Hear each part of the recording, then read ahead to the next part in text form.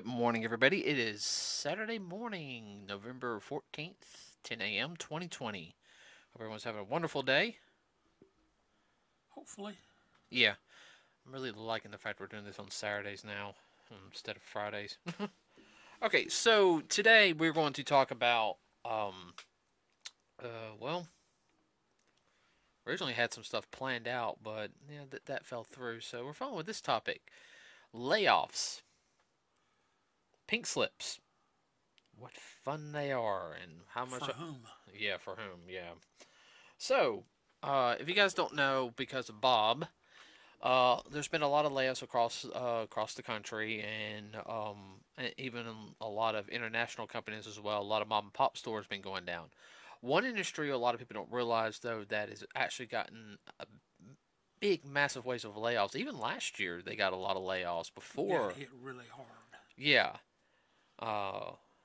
And is the animation industry. Now, for a lot of people who don't know about the animation industry, it's a rough business. It really is.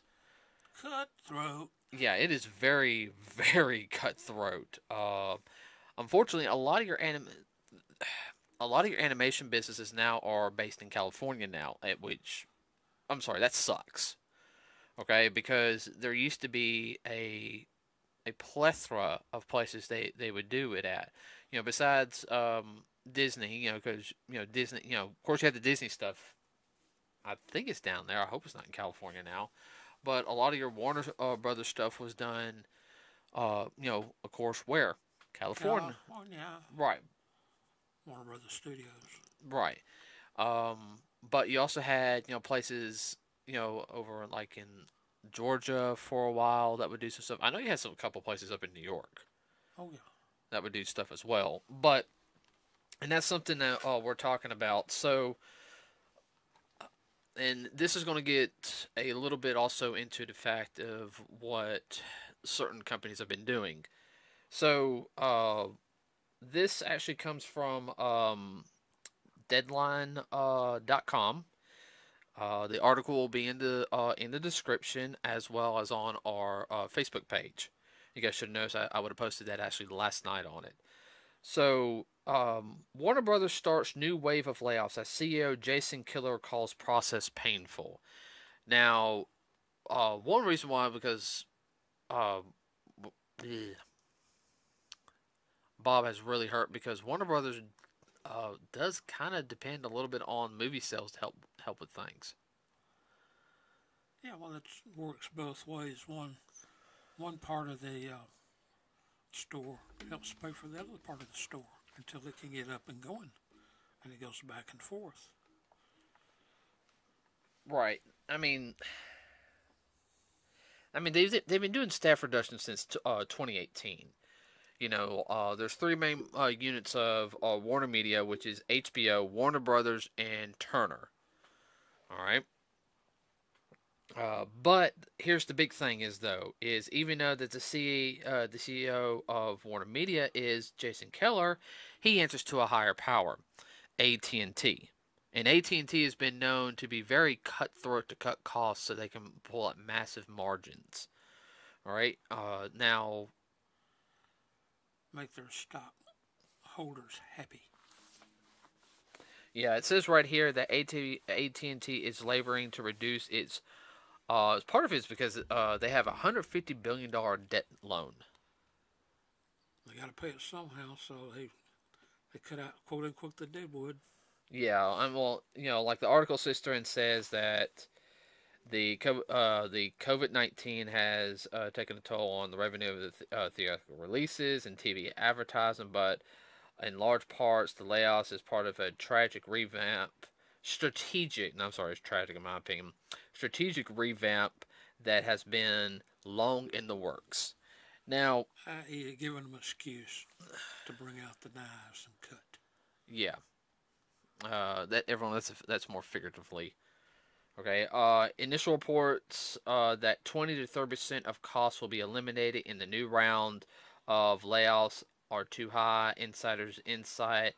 Though the force of reductions is sure to be felt across the organization, a town hall has been called for Wednesday. Kimmler's memo did not allude to any specific numbers in individuals.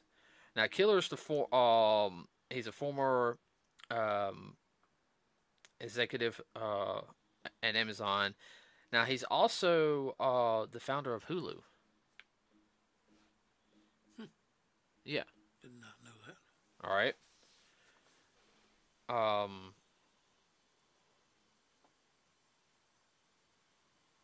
Yeah, now he's founding the Hulu CEO, and now he took over Warner Media in May, and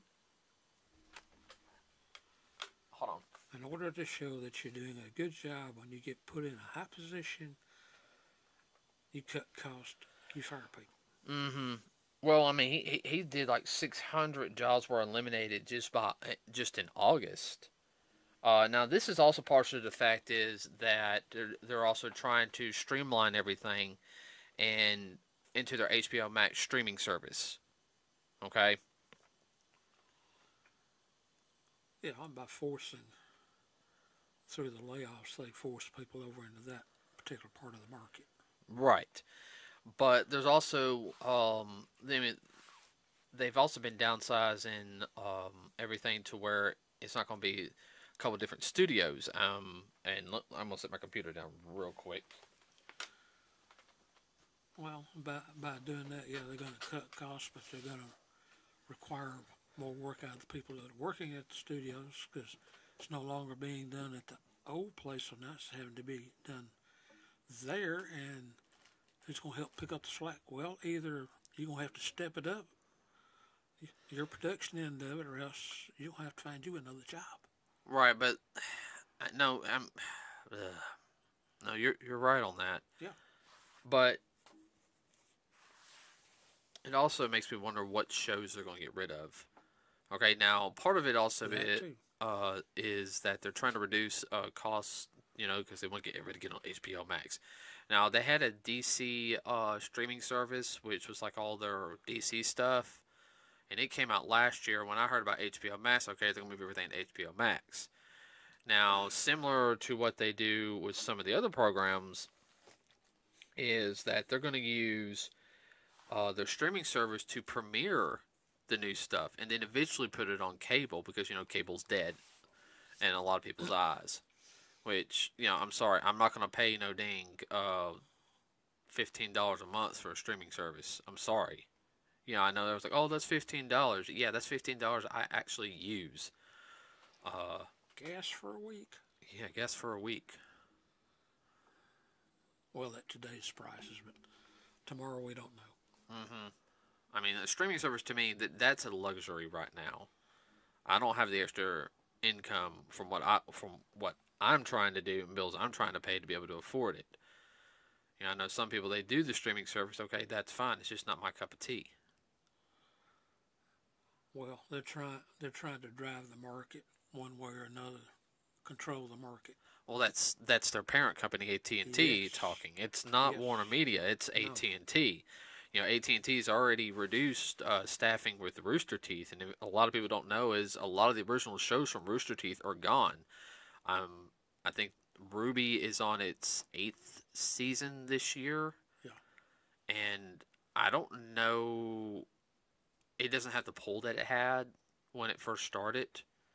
Now, part of that had to do with one of the things that happened in the 3rd season, which a lot of people know what I'm talking about, which we were all kind of, but 4th season was good. A little darker, but it was good. But there was a reason for it. And then the 5th season was kind of hit or miss, and it might be 7th season. I'm not sure. Well, anyway. I think that's one of the few shows that's still around from Rooster Teeth. A lot of the original staff has gone, and they're reducing that, and I think they're moving them to Warner, studio animation area. They also have William Street. And William Street did a lot of the original late night stuff for Cartoon Network. They're Adult Swim.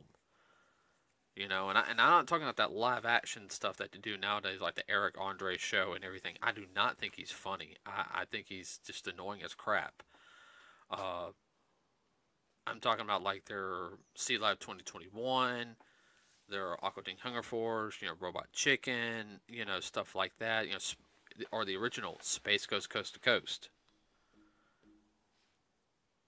Yeah, I definitely remember that. Yeah, and I mean I remember seeing their marquee for William Street at the end of the shows. Yeah, it always had the little ding, ding. Yeah. So, are they going to reduce that? I mean, Cartoon Network moved to California around a decade ago. Originally, remember, Cartoon Network was over in Atlanta. Yeah. That's where it started. Yeah. And it was... Well, they're going through the same thing with the old cartoons, as I know, went through back several years ago. You had East Coast, West Coast cartoons, and that was it. Oh, I know. I remember talking about that. You had the East Coast cartoons, which were they were just as funny, but it's a different brand of humor. Then you had the West Coast, and that was fine. I'm trying to think also top of my head.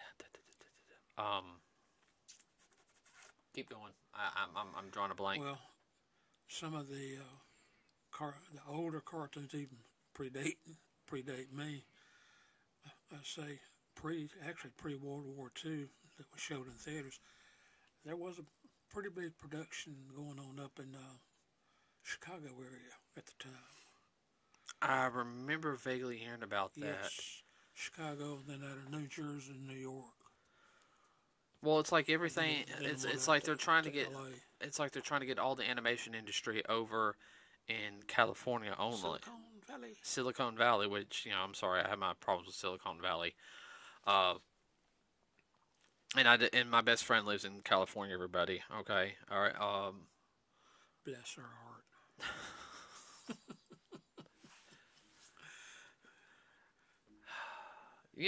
She's gonna message me and like smack.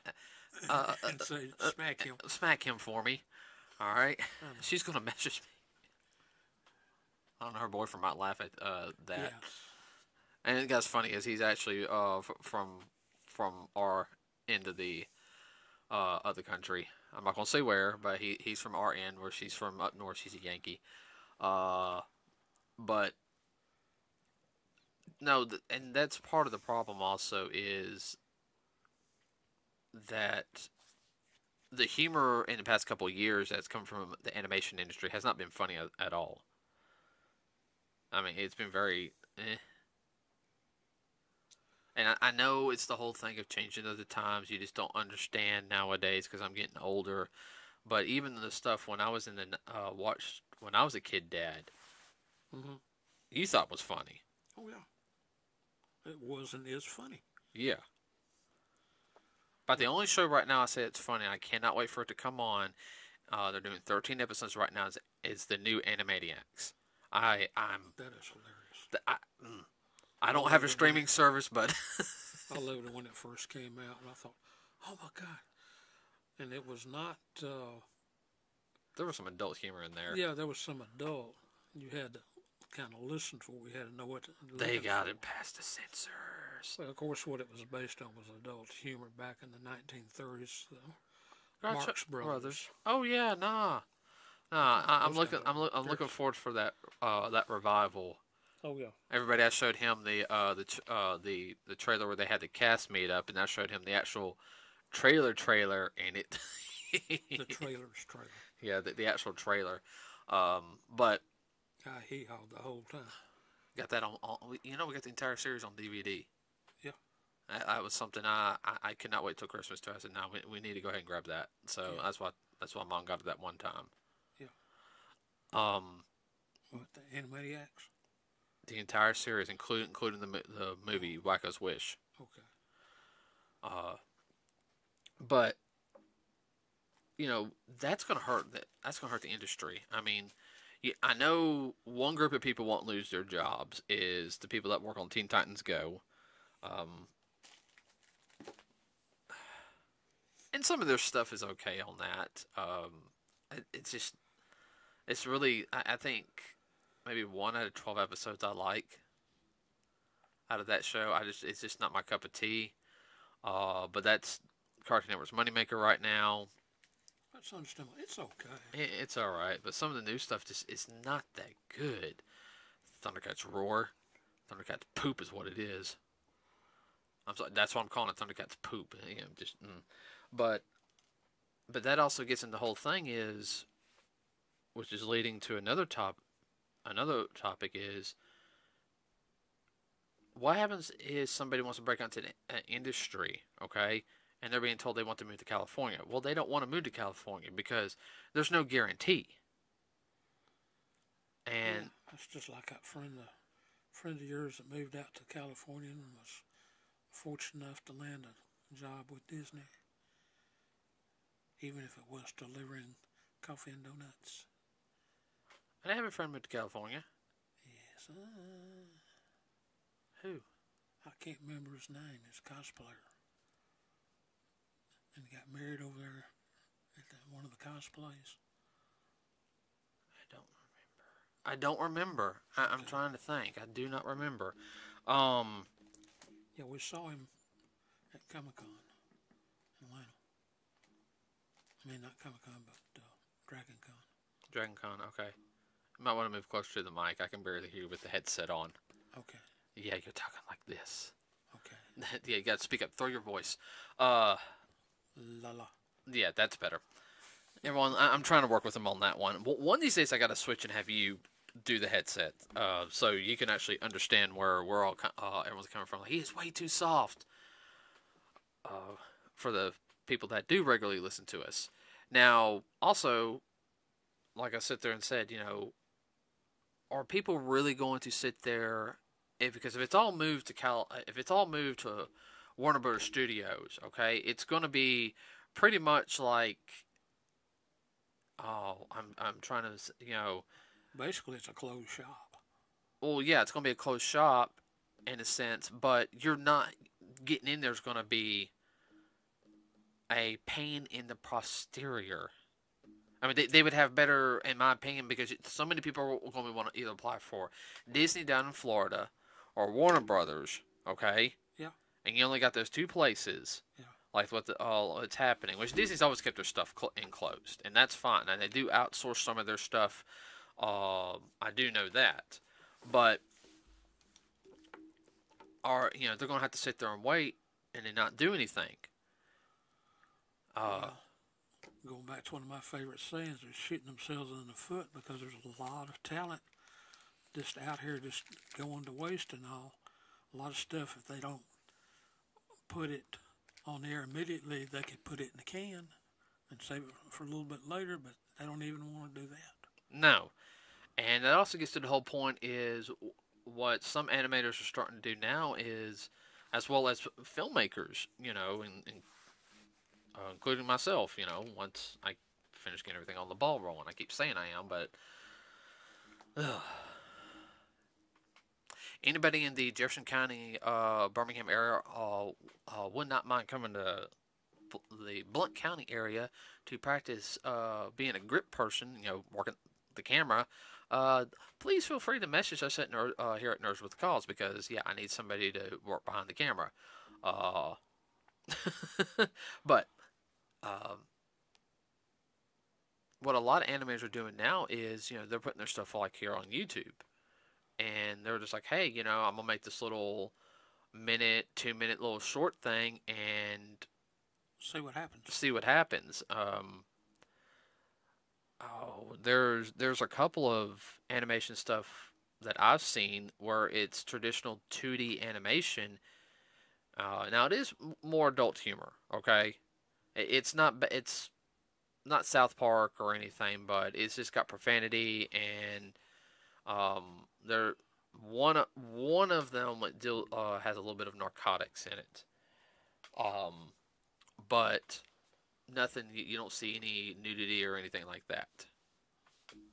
Nothing you don't see in prime time already. Bingo, pretty much. Okay. It was all hand drawn. Like they did a couple of segments here and there, and then they did a 30-minute episode. Has Been Hotel, that's what the name of it was, and They did another one where in Hazbin Hotel, it wasn't bad. I mean, it was okay. The premise of that one is it's a little dark, just like the other one, which was what is it? They had a spin off, and they just released the first episode last week. But everything was hand drawn. They did it through sponsors. They did it through Patreon, GoFundMe to get the episodes out. Well, you do what you got to do. And it's like that, and we'll do a more detail of that one later. And it's like that one I made you watch yesterday. Oh yeah, that was very good. And, that was done by I think a small, maybe one person, a small team, and the fluidity of the fight scene was very well done, and that's showing that I think a lot of more animators are going to start going that route because like, hey, why am I going to wait for so and so to do this? I'm going to go ahead and start working on stuff now and get a following, and well, I think that's one of the things that like AT&T, these other places, they're afraid if they get these people started, they might figure out a way to go off on themselves and break in. Well, see, that's another thing also is you got to look at the contract, though, is when you sign over. I understand. Because 9 times out of 10, these people who make these television series, when it gets put like on Nickelodeon or something, they don't own the rights to the character or anything. No, the company does. I know. I think, it's like... But if they have a lot of studios and whatnot, or if they can buy out and keep the little guys down, then they won't get that competition. Well, there's nothing wrong with competition. Competition's healthy. Well, talk to your marketers. You know what I'm talking about. Oh, I already know because they're already trying to get their foot in the Japanese anime industry. California is. Oh yeah. And that'll be a whole. Everybody, I got to get all my ducks in a row on that podcast. That's going to be but they are because they don't want a two-parter. Yeah, it's going to have to be a two-parter because either things are.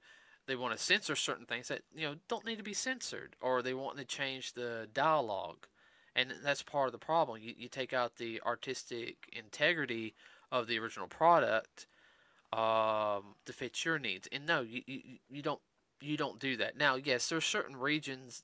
Yeah, I mean, Outlaw. But not willy-nilly, just because I want to.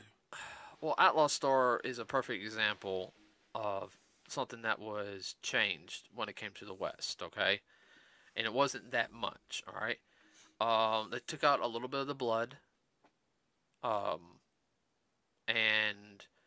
Melfina had like a, all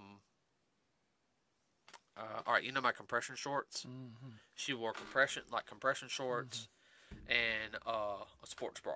Mm-hmm. Okay? Yeah. So it's just basically they just black that over. Okay? Okay. That's nothing major. And that's nothing major. That's the edited version. And of course that one the Hot Springs episode they didn't air that. Yeah. That was fine because it was being shown at regular, like 5 o'clock in the afternoon, like 4:30 in the afternoon. On Fridays when it first came out because that was a Friday anime. Well, they just brought it down to PG-13 or TY7. Other than that, it storyline was still the same. Yeah. But where was I going with that? Brain fart. Everybody, I'm tired. I'm sorry. It's been a long week. It's been a long work week. Well, a lot of it's about control, not just with the anime, but it's just part of the overall industry control. Well, I mean, they did a lot of layoffs last year at Rooster Teeth. There was a lot of layoffs at Rooster Teeth last year in Warner Brothers. The animation studio that did worked for Paramount on Sonic. When they redid Sonic. Everybody who worked on that, any of you listening, thank you on that. I really appreciated that. They all got fired as soon as they finished. right before Christmas. And your point is? I know. That's what I'm talking about. So, I agree with you. You know, competition can be healthy in a lot of ways and bring costs down, believe it or not. yeah. But you got a certain group of economic know-it-alls that don't agree with that philosophy.